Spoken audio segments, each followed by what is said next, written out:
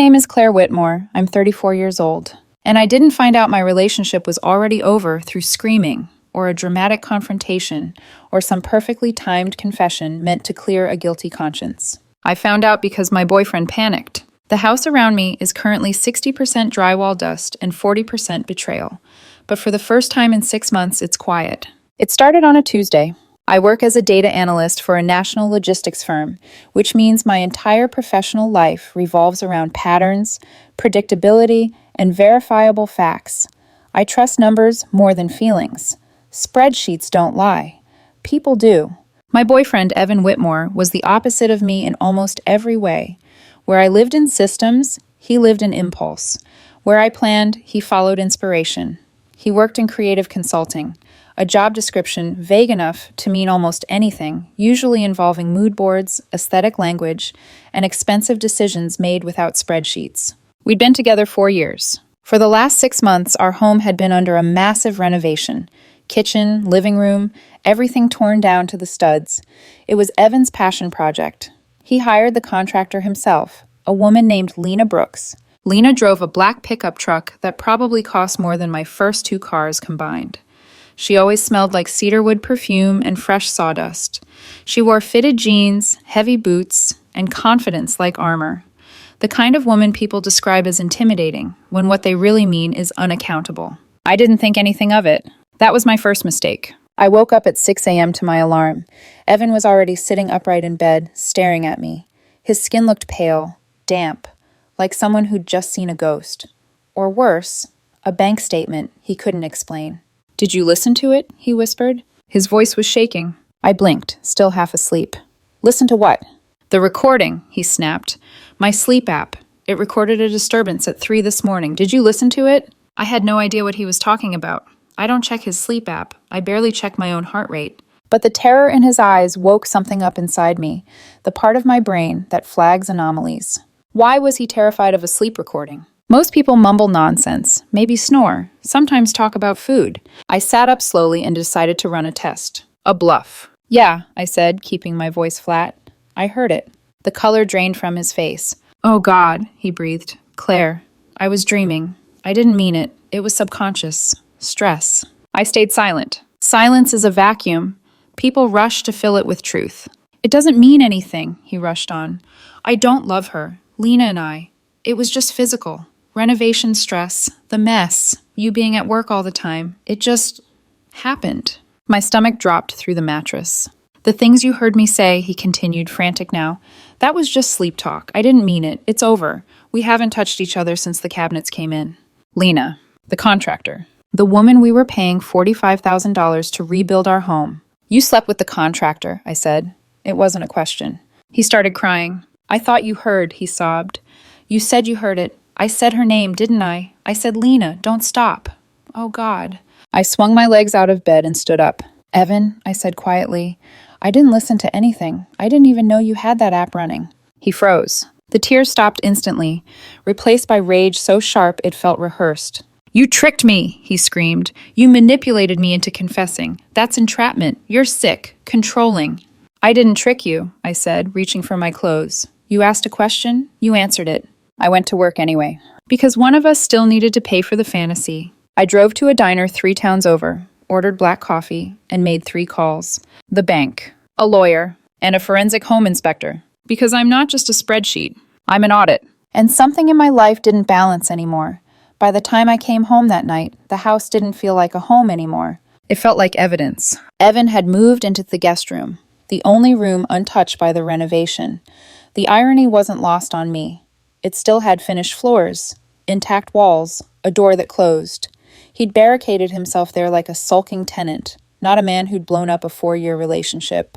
For the first 48 hours after the confession, he oscillated between remorse and outrage so fast it made my head hurt. One minute, he was crying at the kitchen counter, telling me he'd made the worst mistake of his life. The next, he was accusing me of emotional manipulation. "You forced me to confess," he said, arms crossed, eyes cold. "You violated my privacy." "You confessed to cheating on me," I replied evenly. "I didn't record you. I didn't trick you. You panicked." In Evan's version of reality, the betrayal didn't count, because I'd almost done something wrong in his imagination. That night, I slept with my phone charging on the nightstand, lawyer's number pinned to my favorites. By morning, the house was already at war. 5 days passed. 5 days of tension so thick it pressed against my ears. Evan barely left the guest room. When he did, it was to pace the kitchen, complain about the dust, or remind me how inhumane it was to live in a construction zone. On the 6th day, I came home to a sound I hadn't expected. Laughter. Low, familiar. I stepped into the living room. Drywall half torn down, fridge plugged into an extension cord, tarps everywhere.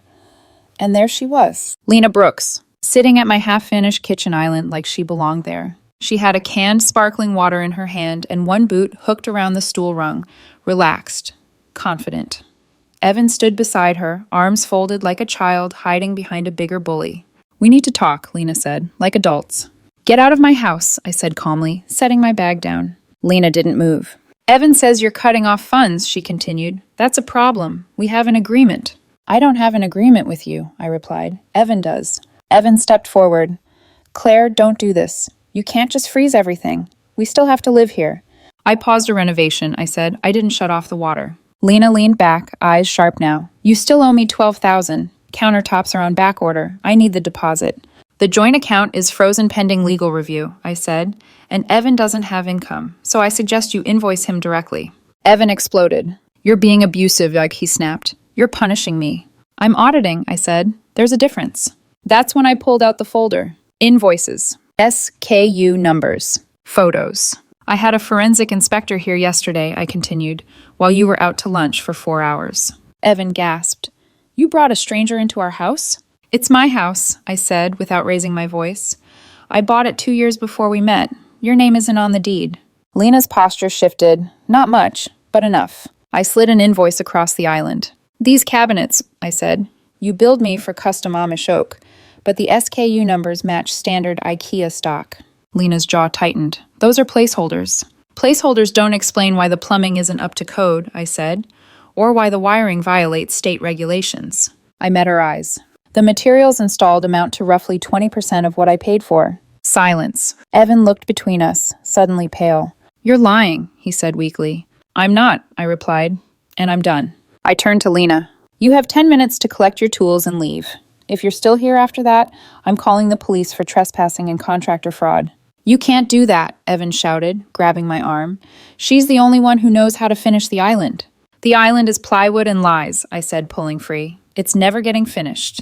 Lena stood slowly. For the first time, she looked unsure. She glanced at Evan. Evan looked at her. And in that moment, I saw it clearly. She wasn't his savior, and he wasn't her muse. She was a grifter who found a bored man with access to money. And he was a mark who thought passion was the same thing as loyalty. "I need my tools," she muttered. "They'll be outside," I said. Lena left without another word. That night, Evan screamed into his phone to his mother, telling her I was financially abusing him, that I was jealous of his creative partnership, that I'd destroyed his safe space. I locked myself in the bedroom and waited for my lawyer to call. Sarah did, the next morning. "They've hired counsel," she said. "They're going to argue the renovation money was a marital gift. They're also claiming you have illegal surveillance devices in the house." I laughed once, sharp, humorless. "I don't have anything." "I know," Sarah said, "but proving a negative is expensive. Don't engage, don't record him, let him self-destruct."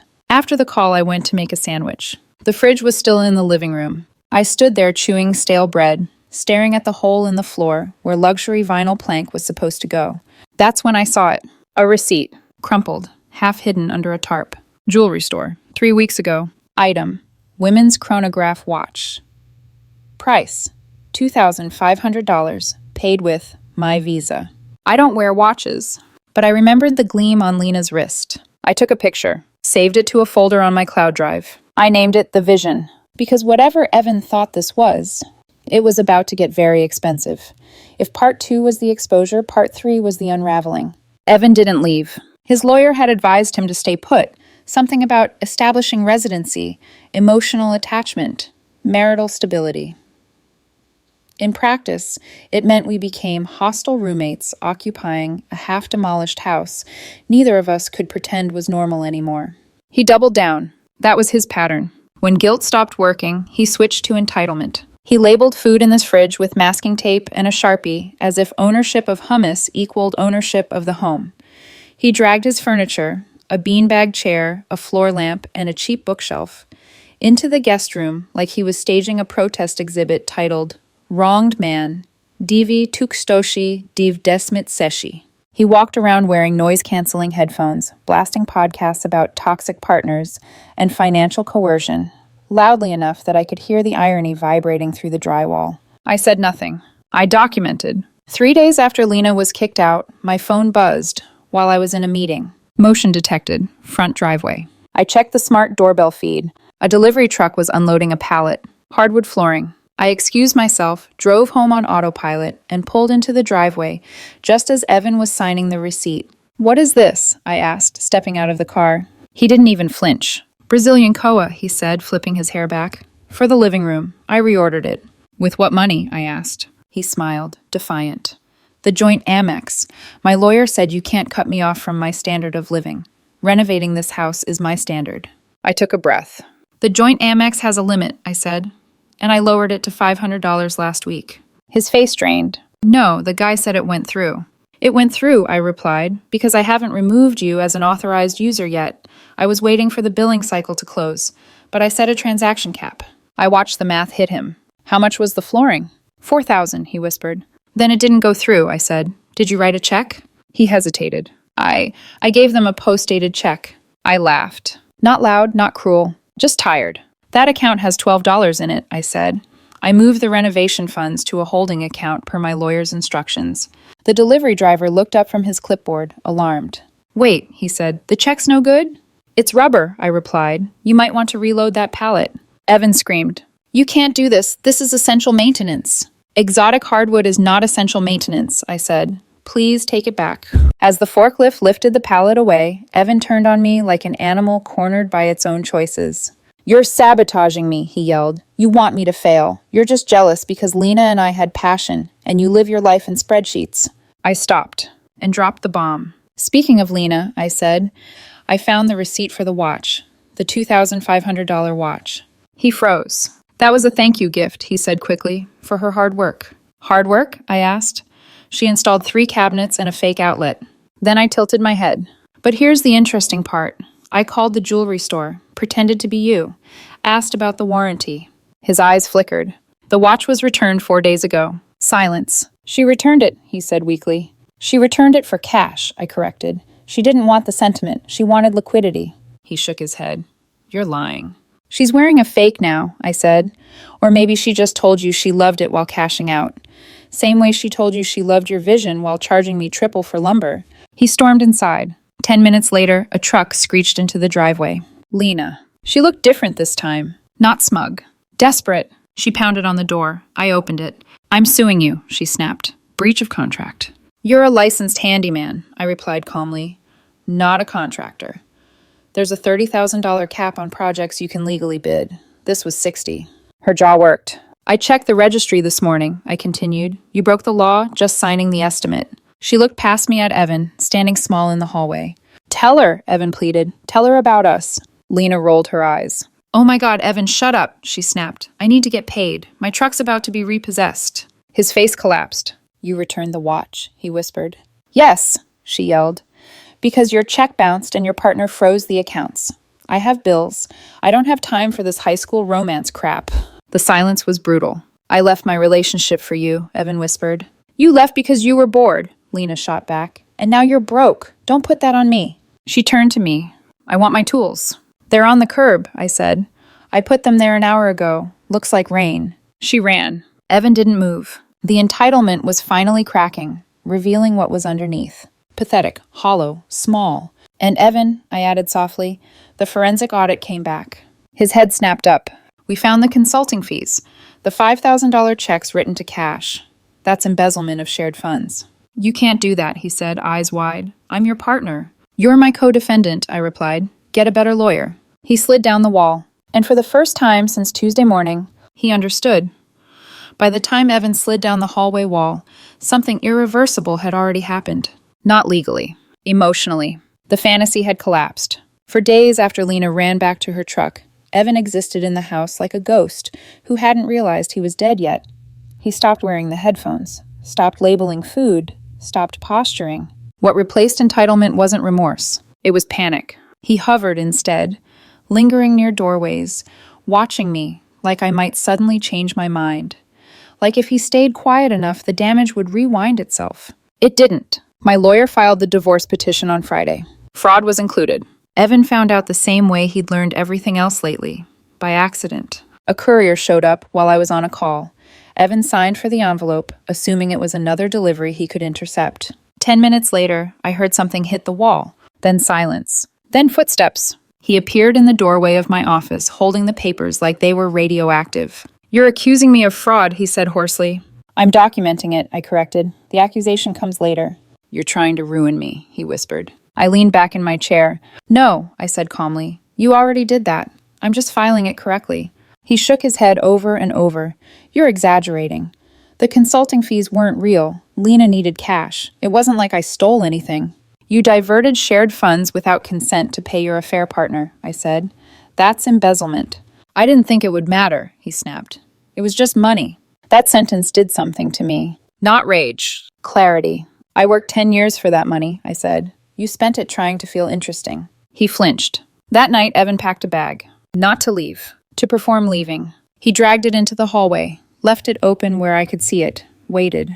I didn't react. He sat on the stairs instead, head in his hands. "She used me," he said quietly. "Yes," I replied. "She never loved me." "No," I said again. He looked up at me, eyes red.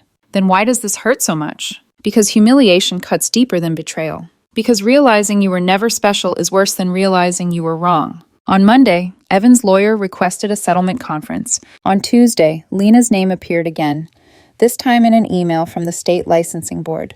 My report had been received. So had the supporting documentation. Invoices, photos, inspector's report. They wanted a statement. I sent it. By Wednesday, Evan was spiraling. He left the house in the middle of the day, came back hours later smelling like cheap beer and regret.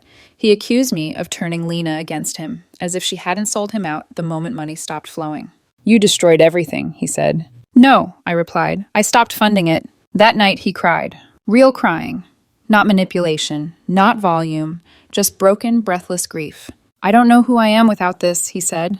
"That's not my responsibility," I answered gently. He slept in the guest room. I slept in peace. 2 days later, the licensing board suspended Lena's registration pending investigation. She texted Evan. He showed me the message without asking. "You ruined my life." He stared at the screen like it might absolve him. "She blames me," he said. "She should," I replied, "but she won't take responsibility. That's your job now." The settlement conference was scheduled. No courtroom drama. Just a conference room that smelled like lemon cleaner and old coffee. The war was about to get quiet. And quiet is where the truth survives. The settlement didn't happen in a courtroom. There were no raised voices, no dramatic objections, no judge silencing anyone with a gavel. It happened in a conference room with frosted glass walls and a long mahogany table that smelled faintly of lemon polish and anxiety. The kind of room where people pretend they're calm while their lives are being dismantled in bullet points. Evan sat across from me. He looked smaller than I remembered. Not physically, emotionally. The confidence he once wore like a tailored jacket now hung off him, wrinkled and ill-fitting. His lawyer whispered to him constantly, a hand hovering near his elbow, like Evan might drift away if left unattended. My lawyer, Sarah, sat beside me, calm, focused, terrifying in the most comforting way. She opened her folder, and then she laid everything out. The consulting fees, $18,000 paid to Lena under vague descriptions like design advisory and creative oversight. The material fraud, invoices for premium products that never entered the house. The unlicensed work, documentation from the state confirming Lena had no authority to bid on a project of this scale. The depreciation, an independent appraisal showing the home was now worth less than it had been before the renovation began. Evan's lawyer tried to argue emotional contribution, that Evan had invested himself into the home, that my freezing of accounts constituted financial coercion. Sarah didn't even blink. "She spent marital funds on an affair," Sarah said evenly. "That materially impacts support claims in this state." Evan's lawyer shifted. Then came the final nail. Adultery. Not the affair itself, but the money spent on it. The watch, the dinners, the cash withdrawals. Evan stared at the table while his lawyer whispered something urgent in his ear. He shook his head slowly. "I just want what's fair," he said weakly. I met his eyes. You took $45,000 of my savings, I replied, to build a fantasy with someone who didn't even like you. His lawyer kicked him gently under the table. My client is willing to settle, she said quickly. $10,000. He keeps his car. The car is in my name, I said, and he hasn't made a payment in 6 months. Evan swallowed. I can't refinance, he said. My credit is not my problem, I replied. We settled. The house stayed with me. The debt stayed with him. Alimony, zero. I agreed not to pursue criminal charges for embezzlement in exchange for a clean break. Evan signed so fast the pen almost skipped. The war ended not with fireworks, but with ink drying quietly on paper. The first thing I did after the divorce was finalized was tear out the kitchen island. Not hire someone. Not schedule a crew. I did it myself. I grabbed a crowbar and went at the plywood like it had personally betrayed me. Each crack, each splinter, each dull thud against the floor felt like reclaiming something that had been stolen. When it was gone, the room felt lighter, cleaner, honest. I hired a new contractor a week later, an older man named Frank who wore suspenders and wrote everything down in a spiral notebook. He measured twice, asked questions, told me up front it would take time. Good work ain't fast, he said, and fast work ain't good. I believed him. Lena didn't contact me again. She didn't need to. The state licensing board did. So did the IRS. I sent what they asked for. Evan moved in with his mother. From what I heard, it wasn't going well. She valued appearances. A divorced, broke son sleeping in her sewing room didn't fit the image. I sold the car on my way home from the final filing. Didn't even feel sentimental about it. That night, I poured myself a glass of bourbon. The good kind. $80. Oak and smoke and quiet victory. Before bed, I opened the sleep app on my phone. Just out of curiosity, I turned it on. 8 hours later, I listened. No voices. No murmuring. No confessions dragged out by panic. Just silence. Perfect, uninterrupted silence. And for the first time in a very long time, that silence felt like peace.